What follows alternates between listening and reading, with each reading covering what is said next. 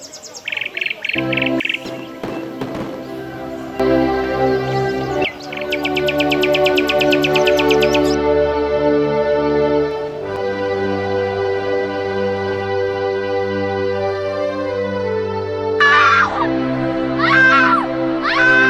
de faire des ravages dans la corne de l'Afrique. Les pluies diluviennes de la rivière Njili se trouvent à la jonction de 4 passos par les habitants dans les deux sens et envahissent le boulevard Lumumba, là particulièrement forte en avril. C'est la première fois depuis 20 ans, une coulée de lave. 100 000 autres s'étaient retrouvés sans abri. Autre préoccupation, une station d'épuration.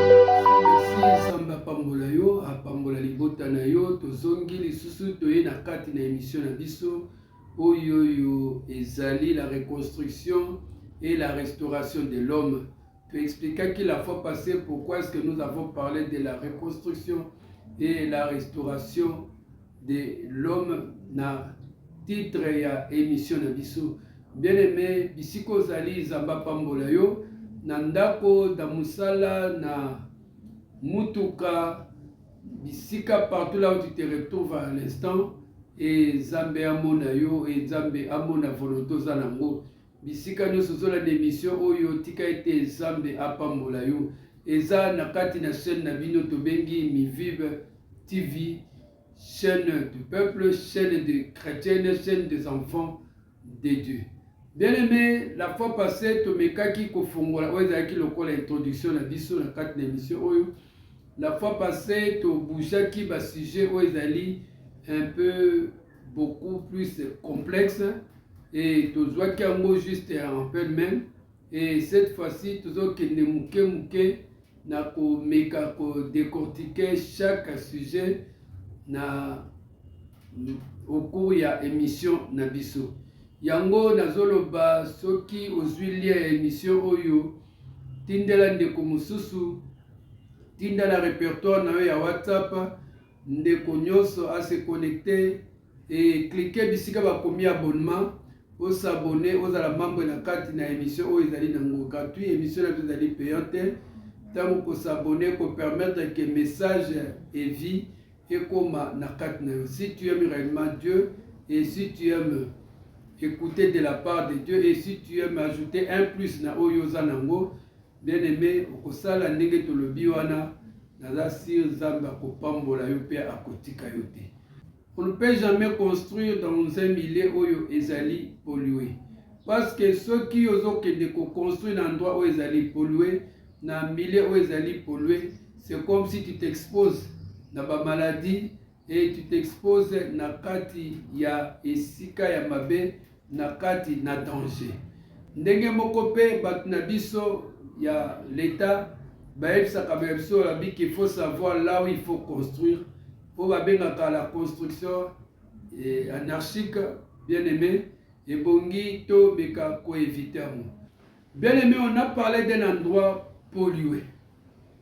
Toza na kati ya mboka na biso, toza na kati ya avenue bisiko zali, toza na kati ya quartier bisiko zali, na collectivité bisiko zali, na district bisiko zali, na village ezali na état nini, et ekomi na état wana ndenge nini, yo muto rendre yango ekomi pollué to yo kutango ndenge wana.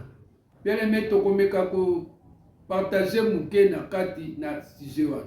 Bien aimé, na livre na umba zolo bana biso, yo ville oyo zali sanguine, ville oyo zali plein de sang. Na kati na ville tozoyoka ba filme ya douleur. Na kati na ville tozoyoka makelele ya bachar. Tozomona bagalo la bachevaux lingolo bake, tozomona bazomatisa toujours nombre ya babundi ya basoda. Tozomona plein de misère. Bato bazoki baza partout. Bato yo bakufa baza partout. Bato bazokwaya likolo na bato bakufa. Ngam na lobi yango te Bible. Bien aimé, comment est-ce que toi tu penses construire na kati na endroit oyo ezali ya mabe boye na kati na endroit oyo ezali pollué boye. C'est comme si quelqu'un qui achète une parcelle na endroit oyo ezali pollué, na endroit oyo ezali la plein de sang, makila ezotanga. Alobi nyonso ezali mpona impureté ya prostituée oyo akotisi prostitution. La prostitution dont que nous parlons, nous ne parlons pas seulement la kati na prostitution ezali sexuelle. La prostitution ezali pe type ya infidélité. Aujourd'hui, l'homme est devenu beaucoup plus prostitué. L'homme est devenu instable. Mutakomi kosala oya sepeli. Par-ci par-là, bazo kabola bambongo. Par-ci par-là, bazo tinda batu na ba mission. Au fur et à mesure que les jours avancent, pauvreté zo kende kokoma encore davantage intense. Et zo kende kokoma beaucoup plus atroce. Mutu akomi kobanga kufa pauvre, akomi kobanga akufa na nzala. A préféré ateka moninga na ye, a préféré aboma moninga na ye, a préféré nzela ya poison, a préféré bao baza na mbongo babanda ko utiliser sous prétexte que l'argent répond à tout. Bien aimé dans les Seigneur, moi je dis toujours que l'argent ne répond pas à tout. Parce que les riches savent, et comme à la moment moko boye, oyo mbongo ezali kasi koki osombaliwa te. Tala ndenge nini mboka la biso ekomi. Pense que tu peux construire dans un endroit pareil. Bible lobi parce que botangisi makila oyo. Bakobanda kokima bino. Nzamba lobi mpona makila oyo botangisi. Na kotia bato nyonso bakokoma binemi na bino. Bakobimisa nidité na bino na polele. Pourquoi? Parce que l'homme azozala de plus en plus inconscient. L'homme ne cherche pas ya koyeba ko respecter engagement na ye, koyeba ko respecter mabe na ye. Comment penses-tu que nous pouvons réussir? Qu'as-tu fait dans la famille? Parlons d'abord de nos parents. Ils ont fait quoi? Penses-tu que dans une famille oyo avortement comme mode de la vie? Penses-tu que cette famille peut réussir? Détrompe-toi bien-aimé. Makilo tangi gangaka. Makile za la mongongo. Na Lévitique balobi na kat na makile de sika vie ezali. Ceux qui vivent les autres balabiso que le sang de Jésus-Christ mieux que le sang d'Abel. Cela veut dire que depuis Kaya bomaki Abel, Abel makile ne banda ko ganga. Et le royaume ko kitisa, et le royaume ko pekisa. Makila ya Abel ko ganga ezali makila Jésus-Christ. Bien-aimé, yo kanisi na kat na environnement na toi tu pourras réussir. Tu ne peux pas réussir. Tu veux que l'homme puisse être construit. On ne peut pas construire dans le mal. On ne peut pas construire dans le mensonge. On ne peut pas construire dans la corruption. La corruption comme un modèle dit dans l'église. Dans l'église, comme un modèle, comme un pesa mbongo pour pas voter dans l'administration. Dans l'église, va commencer la propagande pour pas présenter Moutoyo à la gestion financière et administrative. Bien aimé, la corruption est devenue presque partout. Est-ce que comme ça nous pouvons construire? Non, l'homme est en train d'être détruit du jour au jour. L'homme est en train de perdre sa valeur. L'homme est en train de perdre l'image de Dieu selon l'objectif de sa créature. Mais aujourd'hui nous voulons avancer. Non. Oui, bien sûr, nous sommes des chrétiens. Mais être chrétien, c'est marcher selon le principe. Même dans notre pays, nous pensons avancer. On ne peut pas avancer si nous vivons encore dans l'inconscience. Si nous vivons encore dans l'irresponsabilité. J'ai essayé de revoir l'histoire de notre pays.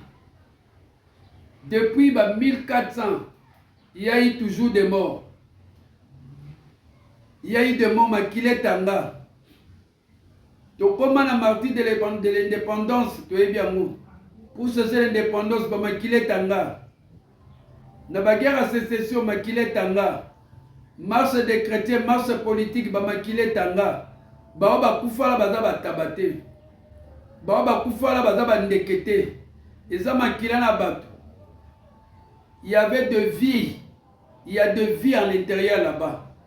Makila ne Tanga, na kat na mabele. Bosala na monini. Bien aimé, on ne peut pas avancer comme ça. On ne peut pas construire dans les cieux. On ne peut pas construire na kati. Il y a irrégularité. Bien aimé, es-tu dans une ville sanguinaire? Es-tu dans une ville meurtrière? Es-tu dans une ville de la prostitution? Aujourd'hui, la prostitution est devenue comme mode moko ya vie. Pour la yozwa mutu na musala, tu dois prostituer avec lui. Pour nos PC mbongo, tu dois prostituer. Prostituer comme presque normal.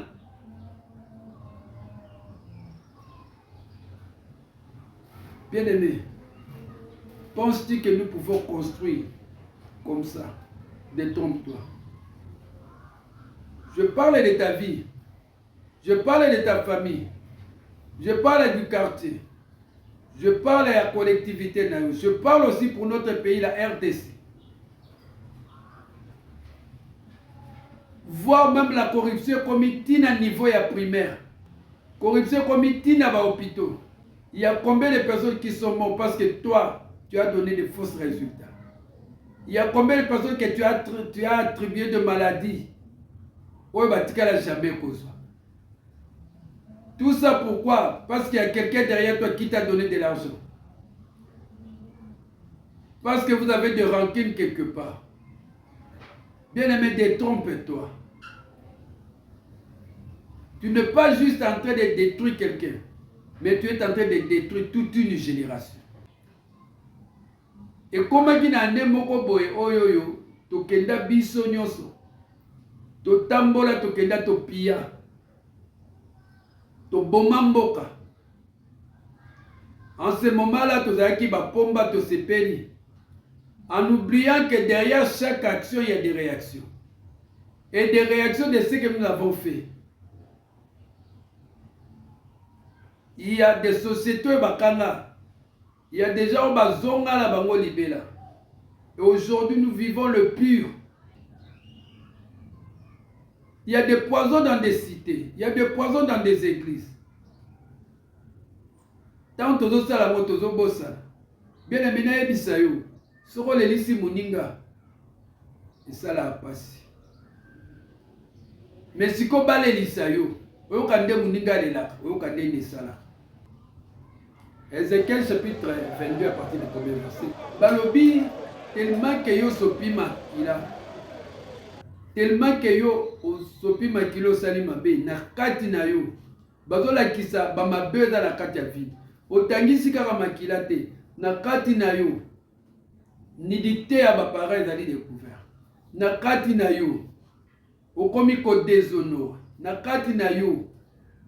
Okomi ko corrompre ko pesa mbongo pour la kotangisa makila. Okomi ko pesa mbongo zo senga na intérêt. Bien aimé, penses-tu que dans une ville pareille, les gens peuvent évoluer? Parce que de plus en plus, tozo kendena ko comme inconscient au lieu de la conscient. De plus en plus, nos familles comme on a des trucs. Car là, tozo kola, il y avait un peu aussi de pidère. Aujourd'hui, dans nos familles, il n'y a plus de pidère. Même la façon de s'habiller, l'accoutrement, il n'y a plus de pidère. Tozo le banzab, il y a besoin d'un rabbi. Mais, bisondam, la biso a changé ma façon d'être. C'est qu'elle est sur habité. C'est la modernité. Tozo kende wapi. Dans nos familles, dans la société, parfois, on devient inconscient. Parfois, on se complique nous-mêmes. On est en train de prier quel Dieu? Si réellement on priait sérieusement, est-ce qu'on devait demeurer tout ce temps en guerre? Bato combien bakufi na est? Makila bato bazokufa na est wana. Eza batabate. Na moni te bisika moko bato bakei bakomi bisika bataba bangombe babeti masasi babombarde. Bato bakufi ebele. Bazo continuer na kokufa ebele. Ce sont des gens. Ezali bato bazana vie, bazana avenir. Dieu les a pas envoyés baya kokufa. Atinda bango bazana mission. Tango ozoboma bato ya makila na ezotanga. Ozokanisa nini? Ozokanisa nini eza tabate? Soso kutu soki akufi.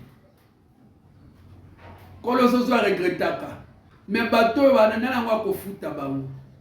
Ata zoko dédommager famille, ata zoko sali to sali to benga to bike deuil national. Est-ce que bato ba kozonga na bomo? Makila nezo kende pamba te zo ganga. Nous voulons construire là où il y a le sang. Non, on doit commencer d'abord par enterrer le sang et changer notre système de vivre. Nous aujourd'hui, tu comme qu'on pensait que la politique c'est tuer les sangs. Non, la politique n'a pas commencé aujourd'hui. Tu continues na politique, mais tu continues na système d'assassinat. De l'autre côté, bazo sala misala, bazo zo mbonga salaire te.